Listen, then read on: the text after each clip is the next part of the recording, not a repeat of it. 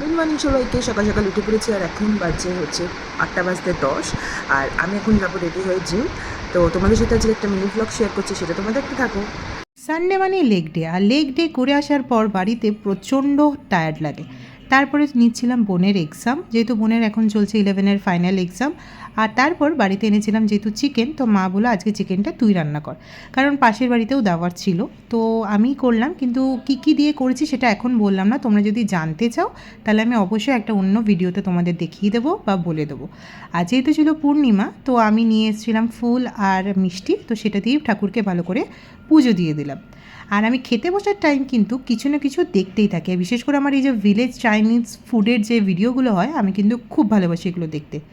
সন্ধ্যেবেলায় বেরিয়ে পড়েছিলাম আমি আর ইয়াসমিন, প্রায় অনেক দিন পর দুজনে একটুখানি গল্প করতে। কারণ লাইফে এখন সবাই বিজি, তাই নিজেকে একটুখানি টাইম দিতে কার না ভালো লাগে।